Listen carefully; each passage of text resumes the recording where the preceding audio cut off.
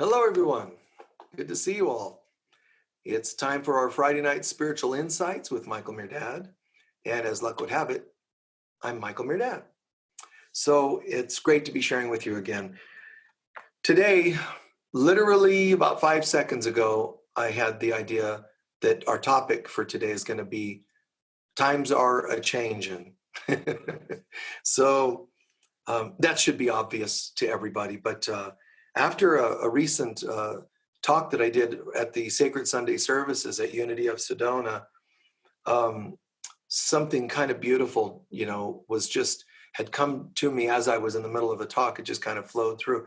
And it was just that times are changing. And I described something that was, as I'm doing the talk, something just started like a visual. As I'm talking to this audience, a visual starts coming to me, and I'm thinking that's a little inconvenient because I'm in the middle of a talk, but it was all, it perfectly timed. So it was not a problem, but I thought it was a little funny, and I thought, wow.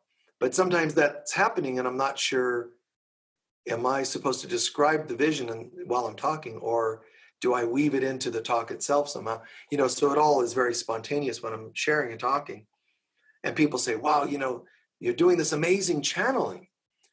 And I clarified at the end of the service, some people don't understand that channeling at one time, superstitious times that people lived in,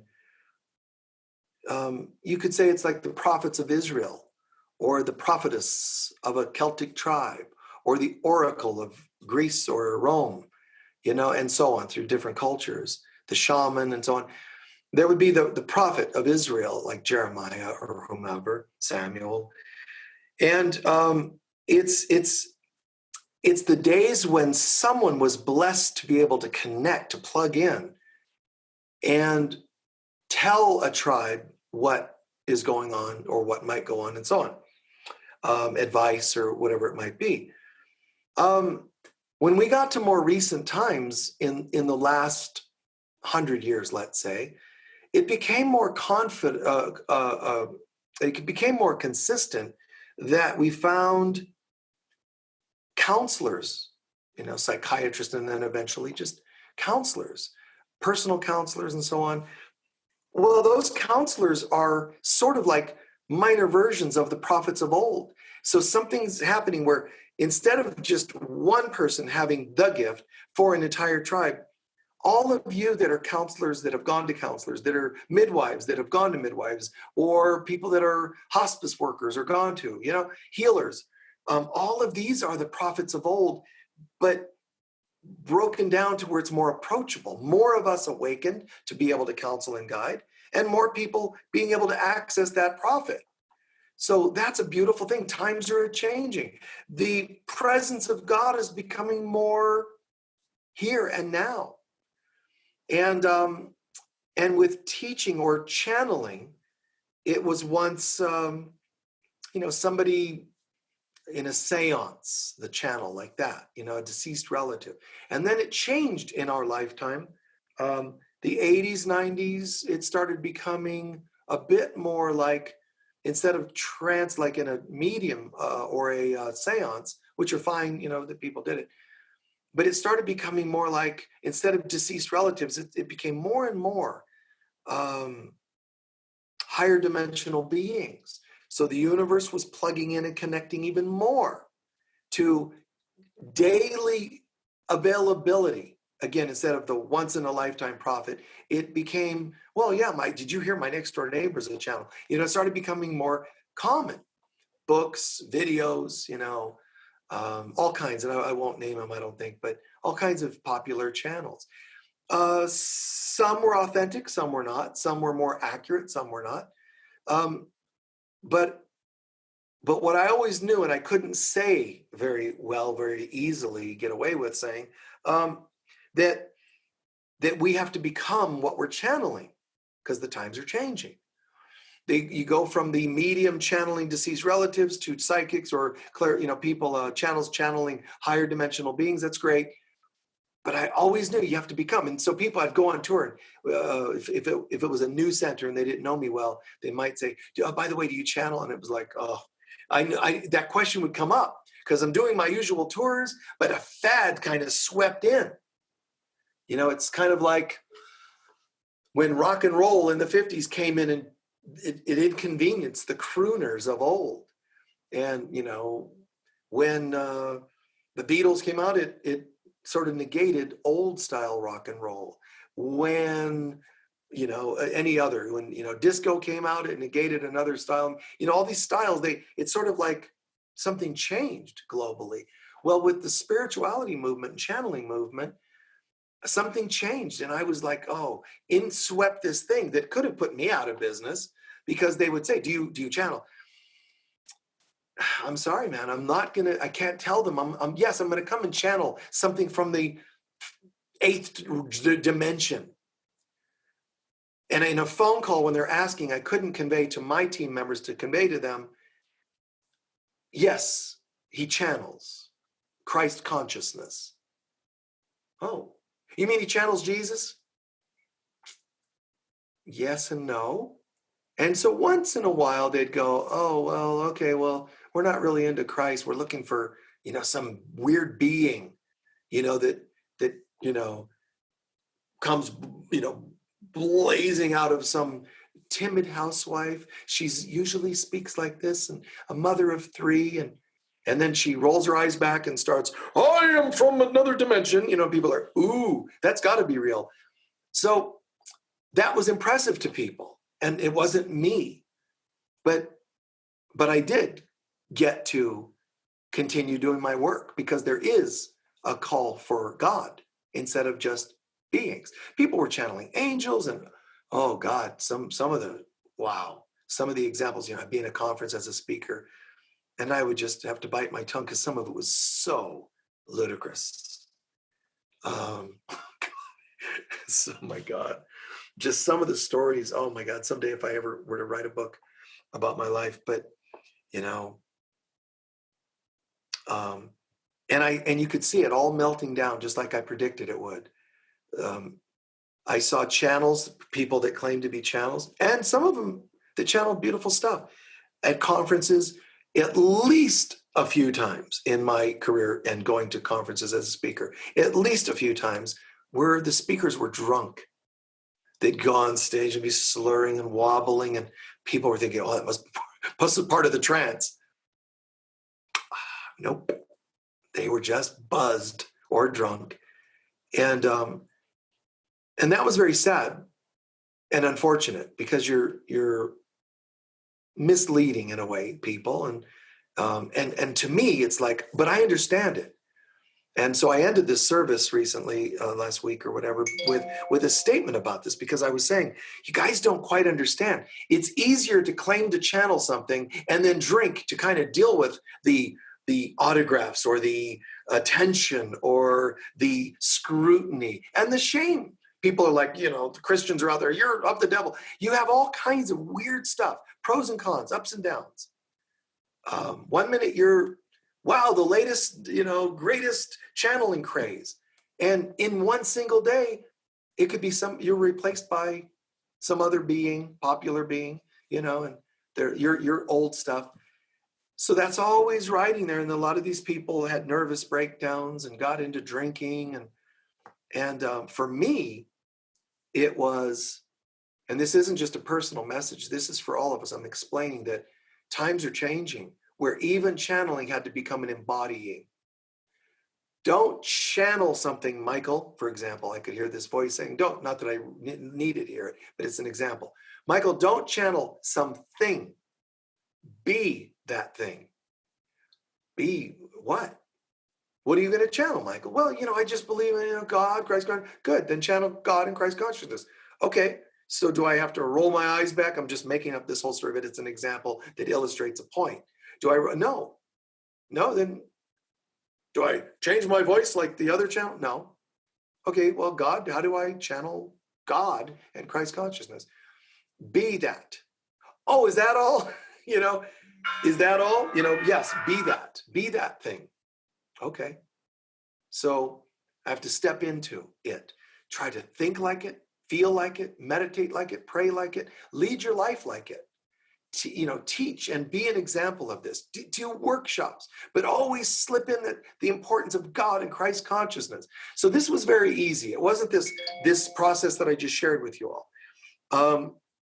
But it was done on subtle levels. All of this was a process of integration. And now I can see and feel with the world's insanity. It's obvious insanity. People used to think I was so insensitive, just even a few years ago, saying the world's an insane place, especially in a place like an activist place like, Sedona. Oh, the world is just a wonderful place that we like to hang out. And I'm like, no, it's an illusion and it's insane. Oh, Michael, he's just too intense, man. So they, have to go and get something over at Whole Foods to ground themselves because they're all spun out of control because of Michael's comments, But I'm like, no, it is. This is insane. And now it's proving it. Okay, great. Now it's proving that it's insane. Not that it didn't prove it during world wars or slaveries and other things that went on in this world. Decimation of races and so on.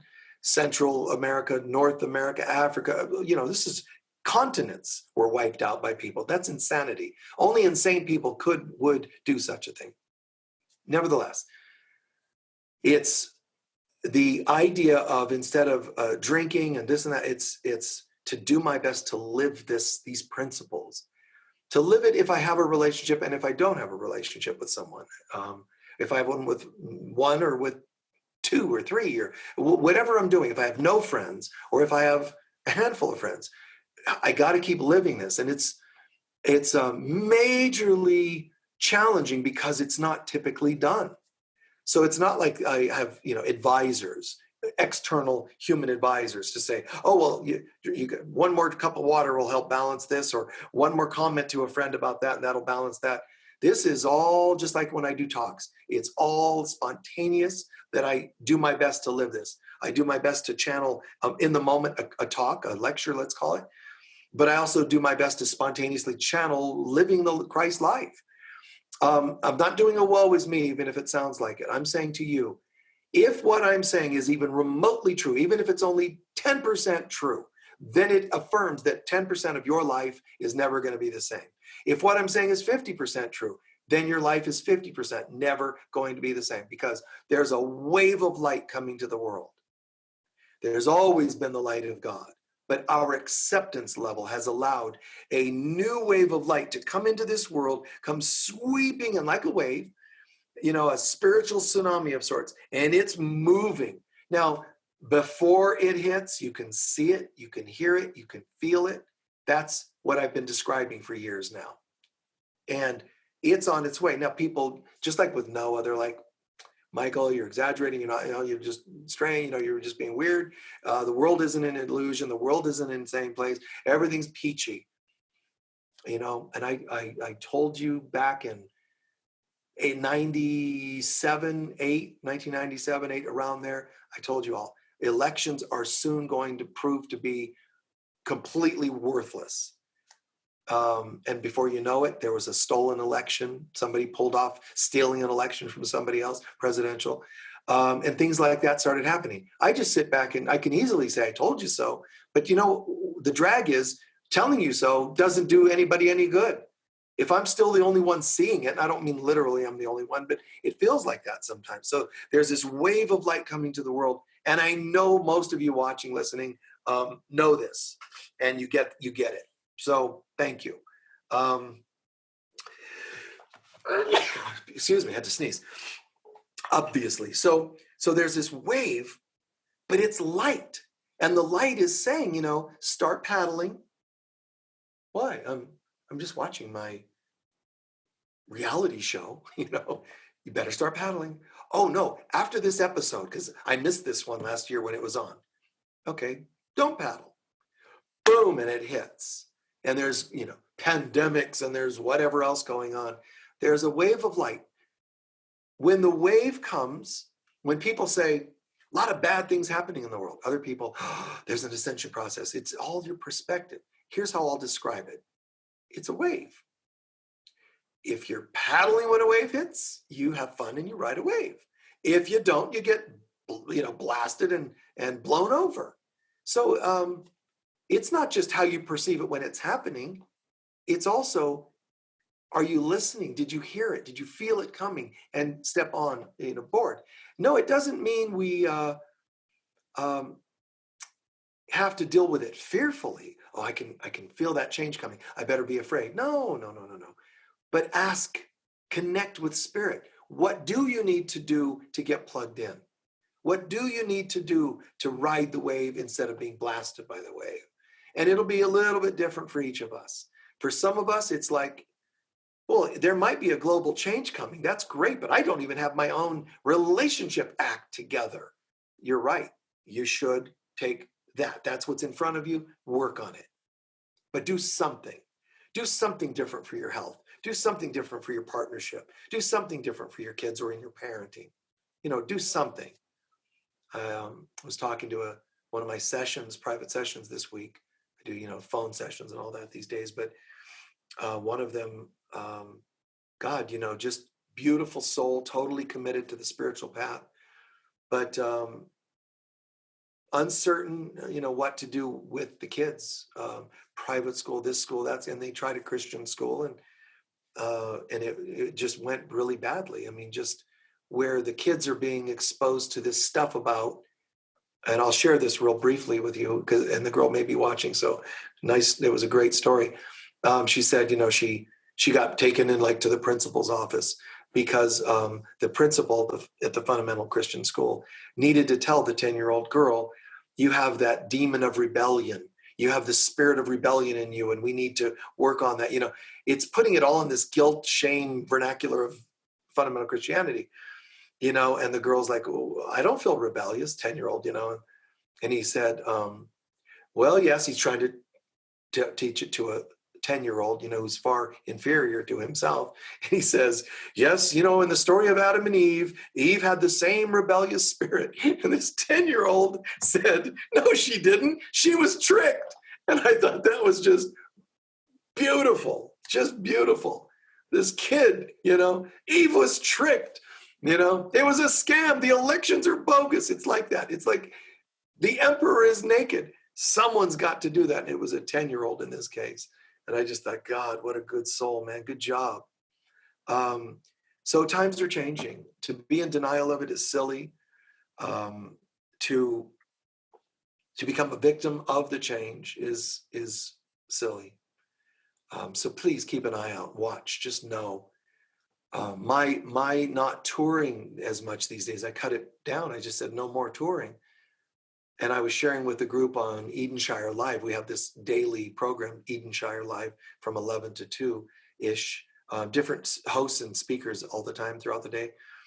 And I was sharing with them that I recognized to another level recently that when I decided to say, I think I'm going to cut back on touring again, a new level, I'm going to stop touring. There were all kinds of inspirations around that. Some of it was I could see the churches were losing it. Even the New Thought churches, they were politics were getting in their way.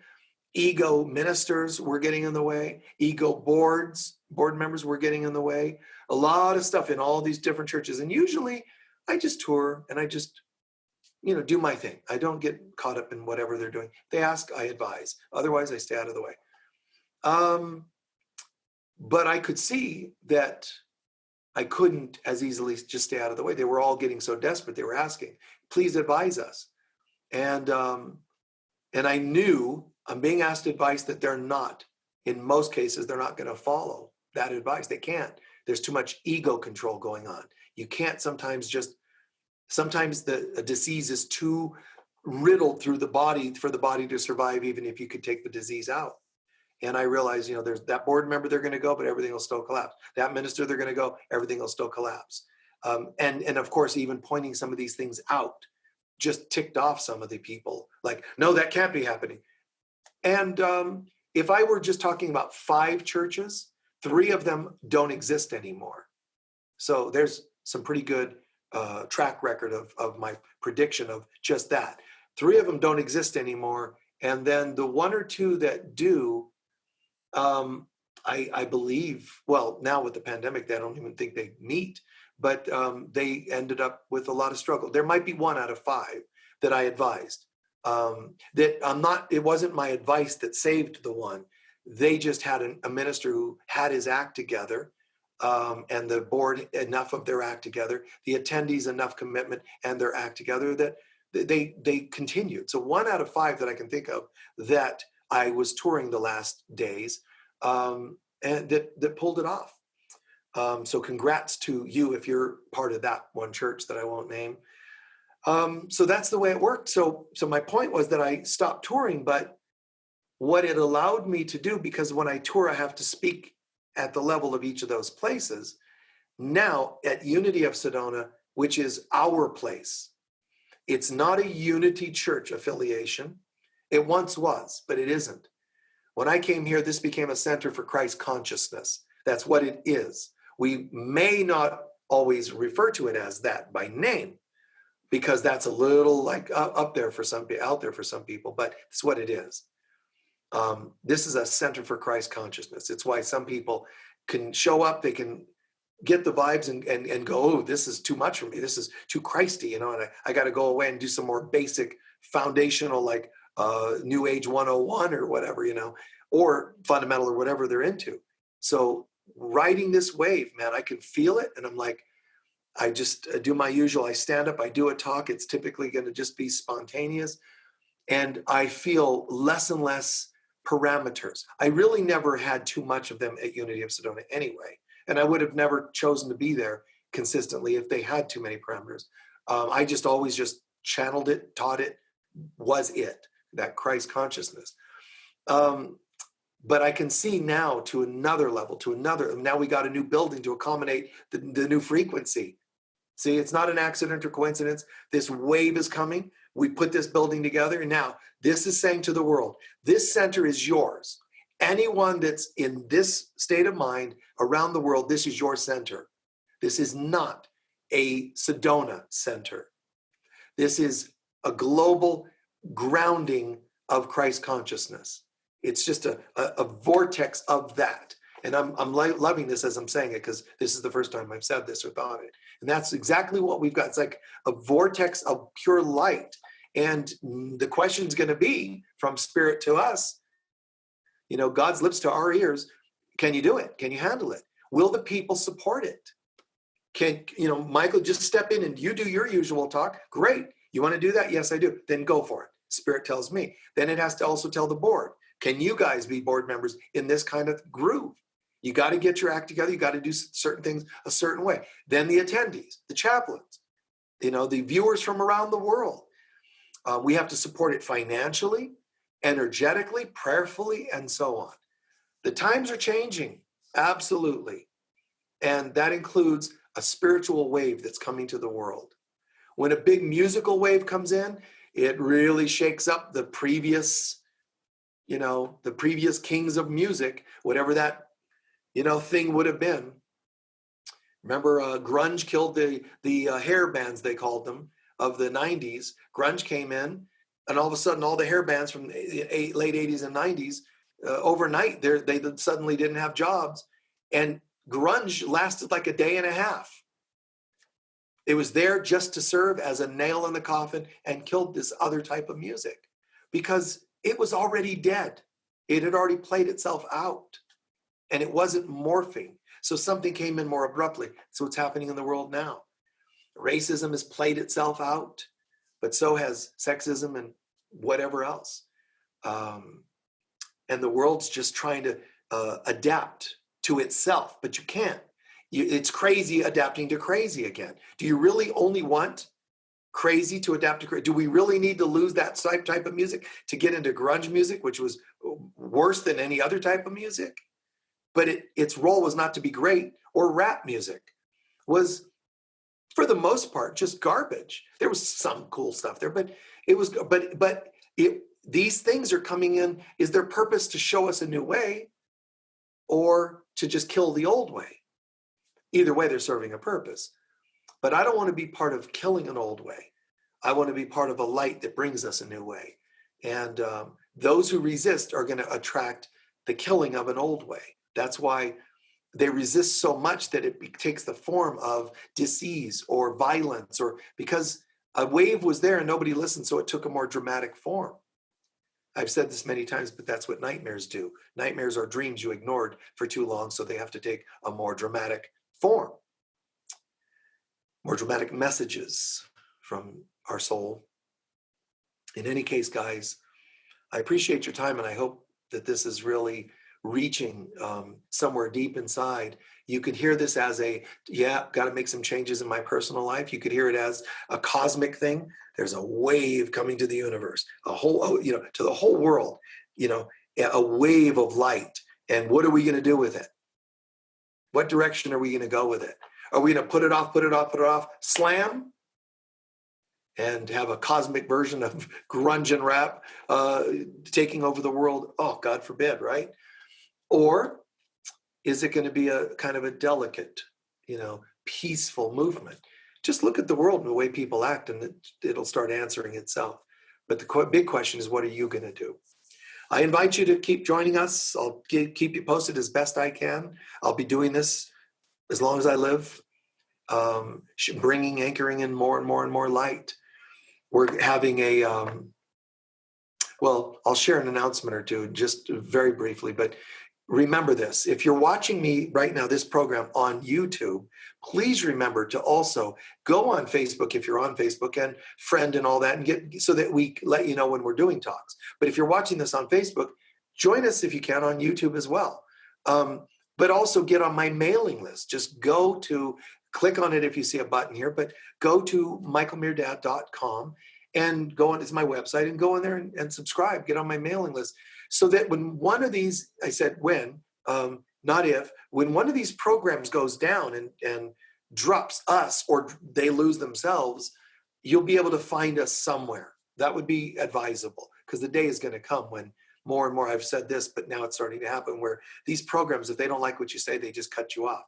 They don't mind including disgusting things, vulgar comments that people make about each other, to each other. They don't mind character assassination and hurt and hate, but say something they don't want you to say and you're gone.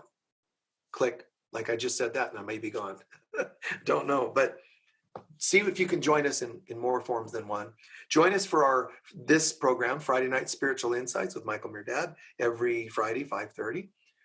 And then you also have the Sunday Sacred Services from Unity of Sedona, 10 o'clock every Sunday, all Arizona time when I give these times. So join us as you can, when you can, if you'd like to. And please donate as generously as you can, whether it's consistently or one time here and there. We really, really appreciate it. But right now it's really helping, because we've got our new building. We have to fund all of that and so on. So we appreciate your donations, but also your prayers and blessings. Send them. All right. So God bless you all. Hope you join us soon in another program. We'll see you. Bye-bye.